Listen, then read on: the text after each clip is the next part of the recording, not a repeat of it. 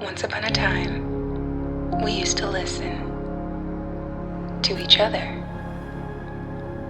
Our pain, our joy, our fears, our hopes, and most importantly, our dreams. But somewhere along the way, we got lost and we forgot how to listen. But don't you worry. These stories will have an impact that will help guide you back. Because this is the Rayless Reverie.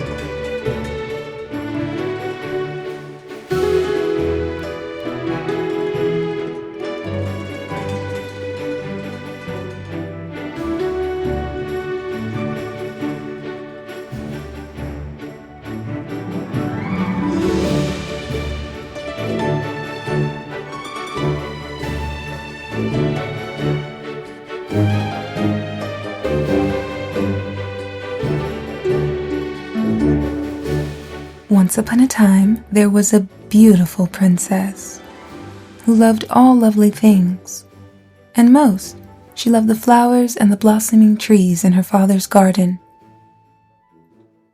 Now, there was a humble man named Silvio, whose business it was to tend the flowers and the trees in the king's garden. And to him, also, they were a never-ending happiness, because of their beauty. So it was that their love for lovely things drew them together. And Silvio loved the princess, and sometimes they walked hand in hand together. But the king was angry, for it was in his mind that the princess should marry a greater man than this. And he came upon Silvio in the garden, and commanded him to leave that country, and never to be found there again.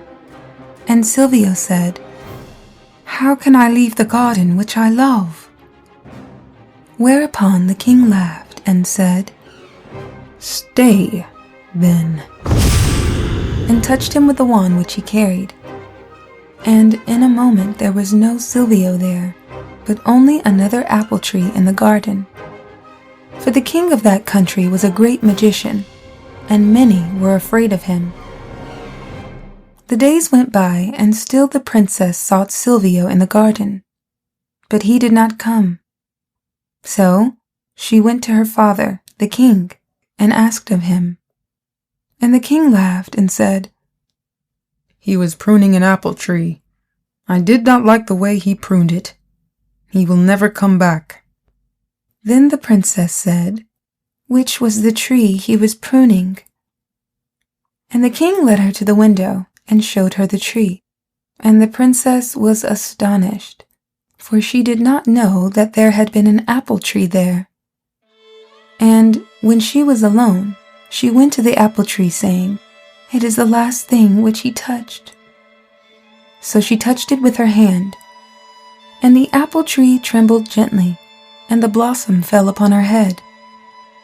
So it was on the next day, and the next, and the next, and summer came, but Silvio did not come. And autumn came, and still she thought of Silvio. One day, while she was beneath the apple tree, she cried out suddenly, "Oh, Silvio, let me not forget you." And the tree shook, and an apple fell into her lap. The princess took a little silver knife and peeled the apple, so that the peel was unbroken, and she threw the peel over her shoulder, saying, "See whom I love?" And she looked behind her, and there was the letter S upon the ground. So it was upon the next day, and the next, and upon the fourth day she took an apple from another tree, and the peel broke beneath her knife. And she picked up a second apple, and the peel fell in this shape or that. Whereupon she went quickly back to her own tree, and always an apple fell into her lap, and always it told her that it was Silvio whom she loved. There came a day when there was only one apple upon the tree. Then was she afraid, for she said, "How shall I know whom I love when the tree is empty?" So she went near to it, very close.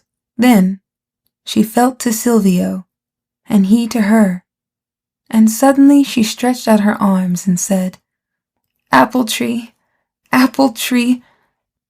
you have seen whom it is that I love. Send him back to me." And she put her arms round the tree and clung to it, crying, "Comfort me!" And it moved within her arms, whereupon she was frightened and drew her arms away, putting her hands before her eyes. And when she opened her eyes, there was Silvio waiting for her, a golden apple in his hand, but there was no apple tree. Then Silvio said to the princess, "Whom is it that you love?" And she said, "Silvio." So they kissed each other. And the king, seeing them from his window, said, "Let him marry her, for he is a greater man than I." So they were married, and lived happily ever afterwards, walking in the garden together, hand in hand.